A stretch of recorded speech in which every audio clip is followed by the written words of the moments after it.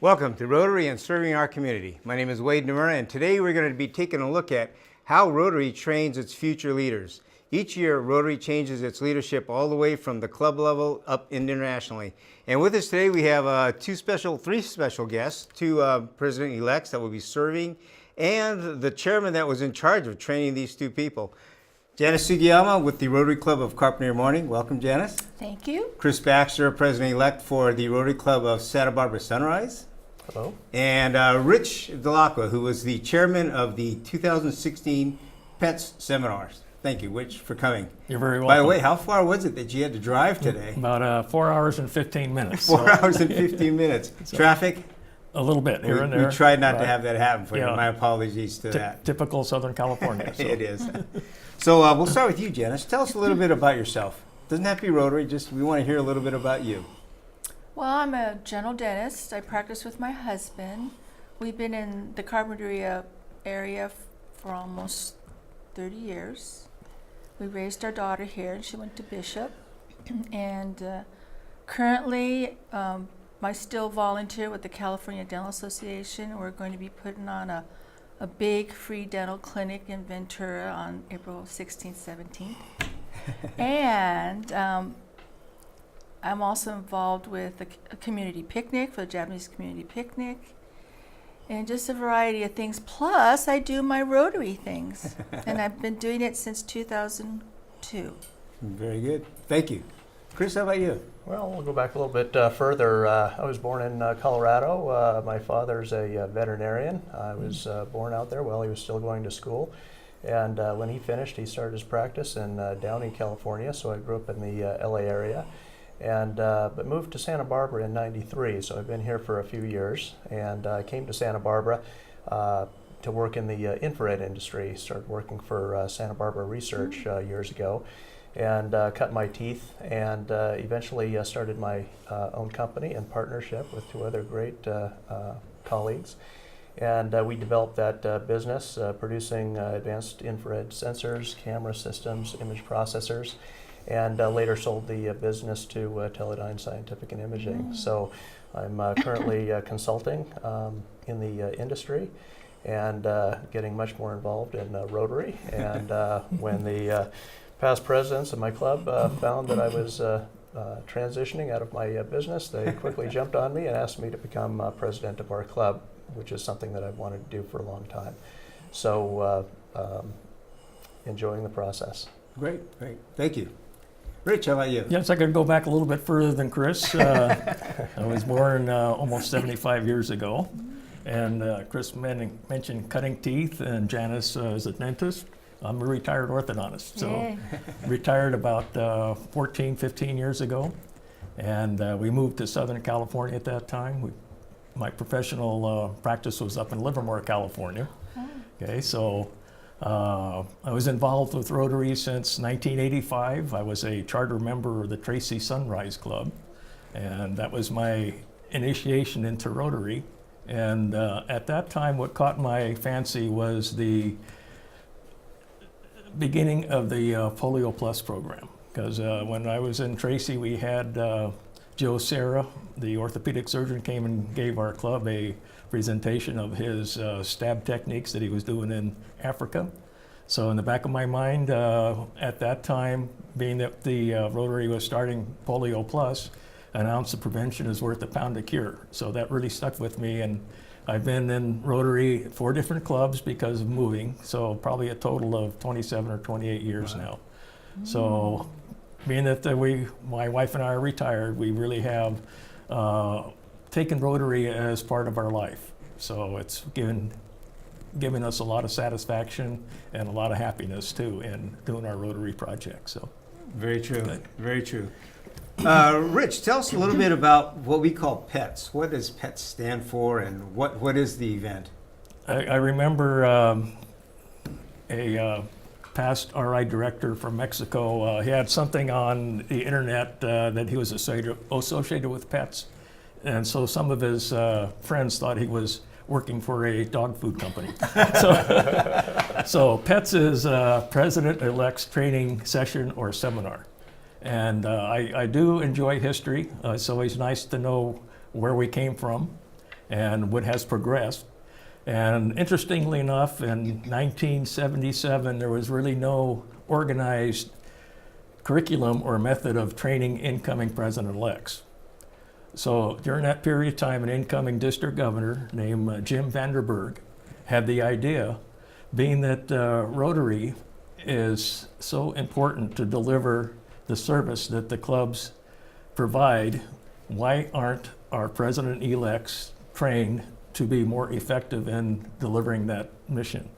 So he came up with the idea of having a president-elect's training, and in the meantime, 5 of his fellow incoming district governors thought it was a great idea. So instead of each district trying to create their own PETS training, those 6 individuals got together and created our president-elect's training program. So at the time, it wasn't popular with Rotary International. It took over 12 years for Rotary International to accept it as the exceptional way of training president-elects. So Jim Vanderburg realized that the president-elects was the most important office in Rotary because of the ability to develop the service that Rotary is known for. So this all came to being in 1978. The first PETS worldwide was in Newport Beach. So that was the beginning of PETS, and what I didn't realize was that it was a multi-district PETS was the first PETS that was ever given. I was always under the impression that each district did a PETS and then they finally got together and formed a multi-district PETS, but that's not true. So the first PETS ever given in the world was multi-district PETS because of Jim Vanderburg's inspiration. And since then, being that Rotary International has accepted that as the best way of training president-elects, about 90% of all the president-elects in the United States are trained in a multi-district PETS. So there are actually over 20 multi-district PETS in the United States. And what has evolved from that is what we call the PETS Alliance. So every year at Evanston at the RI headquarters, leaderships from all those 20 different multi-district PETS get together and discuss the best business practice and how to solve some of the problems so that they could be more effective in training the president-elect. So PETS has come a long ways, and we have to thank Jim Vanderburg for the insight of forming the very first PETS, which was multi-district. Very good, thank you. At the Southern California Nevada PETS, which is the one that you chaired Right. over, how many clubs were actually represented? Do you remember offhand? We had about 350. Okay, there was about 10 or so from outside of Southern California. So total about 350. So Wow. 340 from Southern California and Southern Nevada. So we call it Southern California / Nevada. And the / Nevada is Southern Nevada, the Las Vegas and Henderson area. Right. Oh, very good. Total attendance was a little over 600? Yeah, total attendance, counting all the governor lines and the district staff and the partners and spouses, was over 600, correct. Okay, Right. great. Well, thank you. Janice, we're going to jump to you and ask you, what did you think about the PETS experience? Was it something you anticipated, you knew about, or was it something that was a little different from what you anticipated?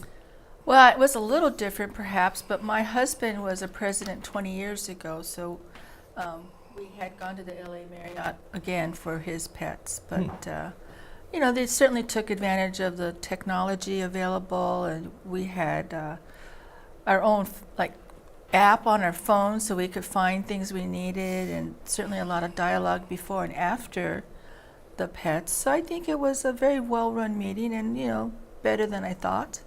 Good. Good, thank you. How about you, Chris? Your experience? I thought that PETS was outstanding. PETS, with the presidents-elect coming from all different areas, they also have different levels of Rotary experience. I've been a Rotarian since 2001 and have served in a number of different roles, have served on international trips, working closely with other Rotarians and so forth. And so I've got I think, a broader perspective of Rotary than some Rotarians have. Perhaps their experience has primarily been focused within their own club or within a very near region.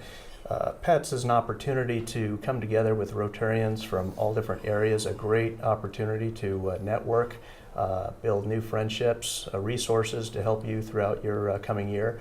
I thought the training was fantastic. It catered to I think the needs of all the president-elects in preparing them to take over leadership of their club.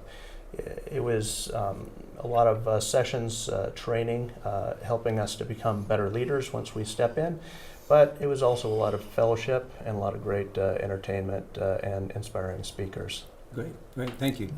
Rich, tell us a little bit about the curriculum. How is that developed? What makes you select specific items, topics, things like that? Well, one thing, we're working within the confines of what Rotary International mandates. So there's a certain number of things that we do have to cover.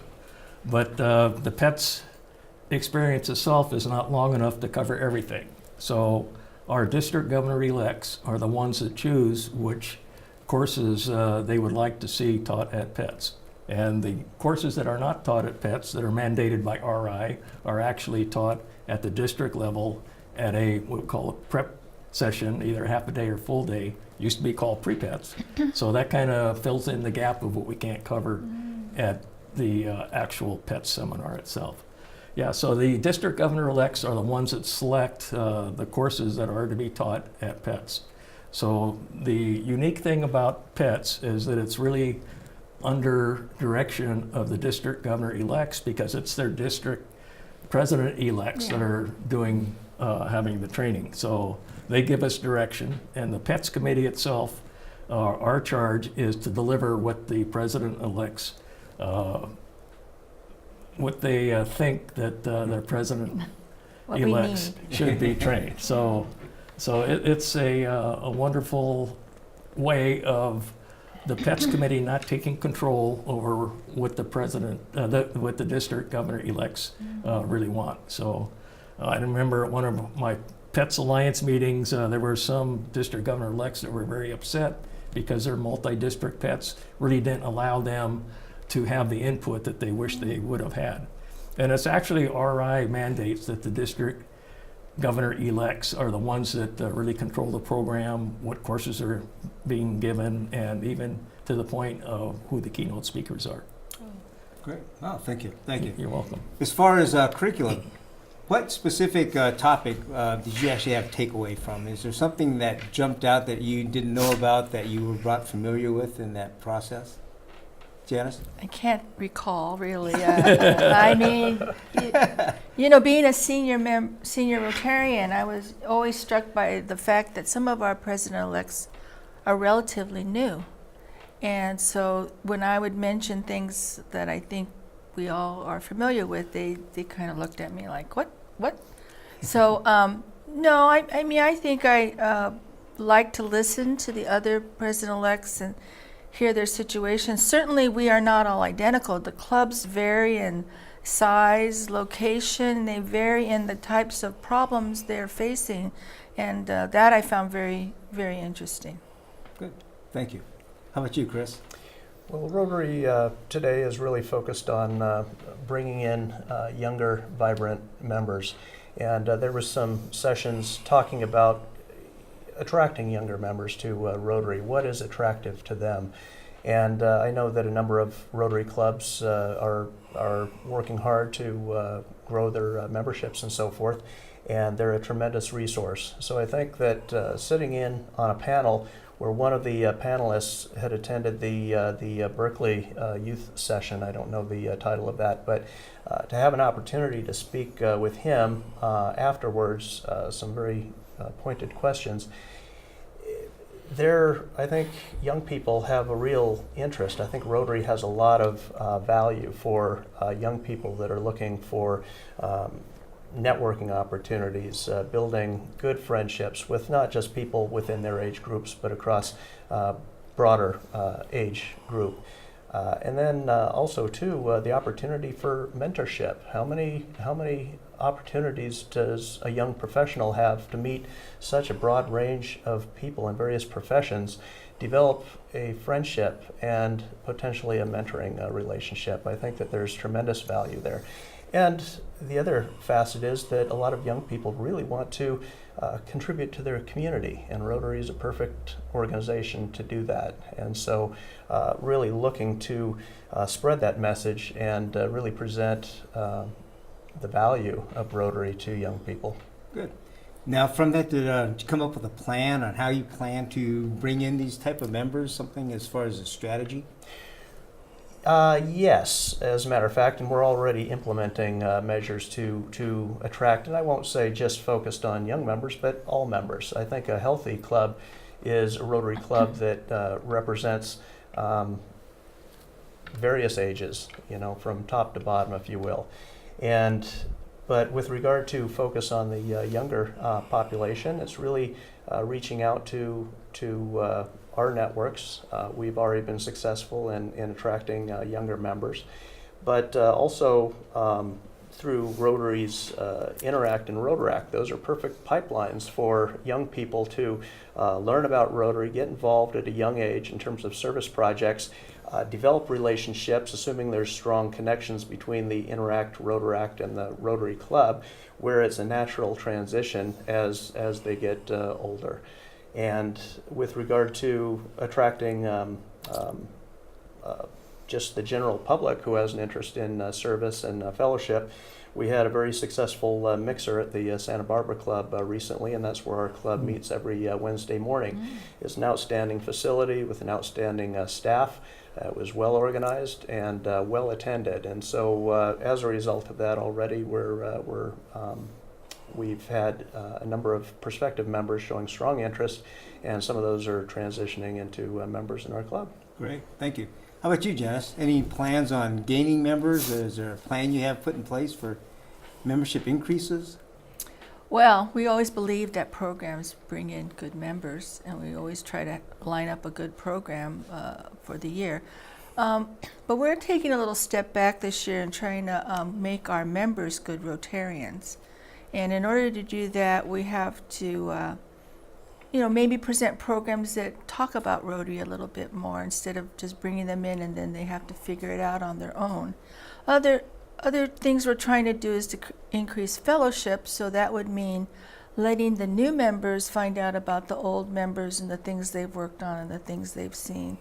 It's kind of hard in an hour, which is what we have from 7 to 8 on a Wednesday morning. But in order to go forward, I believe the members we currently have need to be a little better up to snuff, and that will also help bring in new members. So we're sort of in a building mode, and it's a lot of work. However, I think the payoff will be the members we have will be better members, and they should be able to attract even more dedicated Rotarians into the club. Great, thank you. Now, you're from Carpinteria. That's a pretty small area. I practice in Carpinteria. You practice. I'm not from Carpinteria. But you practice, right. as is the club. Have you found that to be a challenge, having a smaller community, or has that actually benefited the club itself? I think club culture always, is the attracting point. We had the other club, which is my husband's club, for many years, and it was a noon club. But as times progressed, the younger members or the business people wanted a morning club. And so when we chartered our club, it was a morning club, and that instantly brought in a certain group of people who wanted that type of club. I mean, I know that up in San Ynez or Los Olivos, they have like a cocktail club, and it just depends on the culture of the community. So even in a small town like Carpinteria, there's enough room for 2 clubs, and God knows we might even have 3 if things don't work out. But that's not for prime time. But thank you for that. Rich, organizing the PETS committee and trying to create the curriculum must take a lot of time. When do you actually start the planning? At least a year prior, and you probably started a year and a half prior. But yeah, it takes a full year to plan almost monthly meetings, and a lot of emails back and forth in between the meetings. So we have an excellent committee, and there's a lot of continuity from year to year on the committee. So it's the best committee I've ever had to work with in my Rotary career. So great. Yeah, it's been wonderful. But both Janice and Chris brought up too an important comments on. One is about there's many young president-elects, and there are some president-elects that had years and years of Rotary experience. So it's difficult to create a curriculum that satisfies everybody. But in our pets, we have Friday morning of electives. So that's kind of able to fill in the kind of the blank spots that maybe a young new president-elect might have, so he could get a little more insight into where he feels he's lacking. And Chris mentioned a lot of networking. So a lot of our required courses, we have it as a small group discussion where there's probably 25 or less people in the room, and it's all interactive where everybody shares their ideas. So I think more learning is done in that small group discussion than in a large type of a lecture environment. True, very true. Right. And Southern California and Nevada Pets also encourages spouses to attend. Which Exactly. And we're fortunate in that our facility is large enough to do that. Right. There are some multi-district pets that their facilities are too small, and they exclude spouses and partners, which is a shame because it's important for the spouses and partners to realize the enormity of Rotary and what Rotary does, so that they could actually become a part of it also. Actually, the next closest one to us actually does that, where they don't allow spouses Right. to go. And Right. they also, because of the limited size, have the president-elects share rooms. Right, exactly. Yeah, Yeah, so it's kind of yeah. Yeah. makes it interesting and a different experience, I'm sure. Yeah, I was going to say, we were the first pets in the whole world, and we had the honor this year of having the manager of the Rotary International Resource and Learning Division come and visit us because she heard so much about the success of our pets. And her division is actually responsible for creating the President-elect's manual and also a PETS manual. So ours was only the second pet she's ever attended. And it was an honor for us to have her. Great, outstanding. Chris, back to you. What did you have as a takeaway? What was the number one thing that really jumped out at you as far as the pets experience?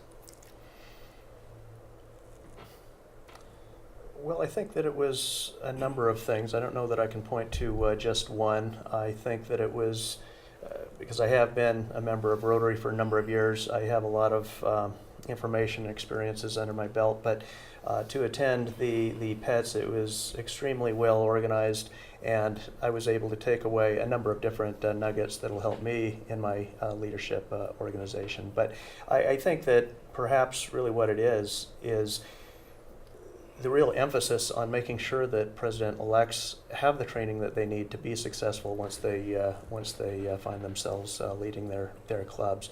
That commitment of Rotary to ensure that that training is provided, I think, is a tremendous message to all Rotarians. Great, thank you. How about you, Janice?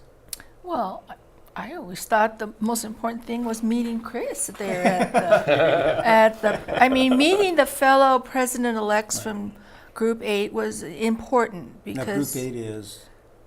it's the 8 clubs in Santa Barbara, Carpinteria. Okay. And they actually do their own thing too, which I don't understand. But the Group 8 president-elects will continue to meet monthly, and we will be able to support each other by knowing what each club is doing and assist them. And so I think that was a great asset of the pets. We got to meet and then take that forward into the future. So kind of creating a network then, Correct. support. Yeah. Oh, nice. Very After nice. all, who else knows what we do but another president-elect, right? Very, very true. Yeah. Now, Janice, for you, what made you decide to become a president?